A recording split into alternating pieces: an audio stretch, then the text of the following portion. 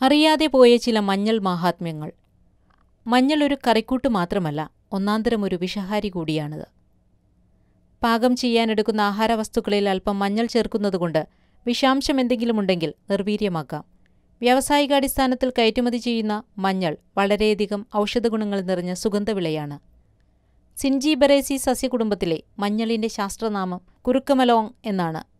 ത്വക്ക് രോഗങ്ങൾക്ക് വൈദ്യശാസ്ത്രങ്ങളിൽ ഉപയോഗിക്കുന്ന മഞ്ഞൾ സൗന്ദര്യവർദ്ധക വസ്തുക്കളിലെ പ്രധാന ഘടകമാണ്. 1/2 സ്പൂൺ ശുദ്ധ മഞ്ഞൾപ്പൊടി തിളപ്പിച്ചാറിയ ഒരു ഗ്ലാസ് പാലിൽ ചേർത്ത് 7 ദിവസം കഴിക്കുക. ചൊറിഞ്ഞു തടികൾ മാറും. മുഖക്കുരു മാറാൻ പച്ചമഞ്ഞൾ, തുളസിയില, ആര്യവേപ്പില എന്നിവ ചേർത്തരച്ച് മുഖത്ത് പുരട്ടി 1/2 മണിക്കൂർ കഴിഞ്ഞ് ചൂടുവെള്ളത്തിൽ കഴുകിക്കളയുക.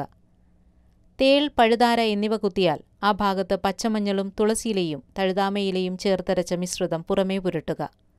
വളർത്തുമൃഗങ്ങൾക്കുണ്ടാകുന്ന ചെറിയ മുറിവുകൾക്ക് മഞ്ഞളും വേപ്പിലയും ചേർത്ത മിശ്രിതം മുറിവിൽ വെച്ചുകെട്ടിയാൽ മതി. കുട്ടികളുടെ കരപ്പന് മഞ്ഞളും വേപ്പിലയും ചേർത്തരച്ച് കറുകപ്പുല്ല് ചതച്ചെടുത്ത നീരിൽ ചേർത്ത് ചൊറിയുള്ള ഭാഗത്ത് പുരട്ടുക.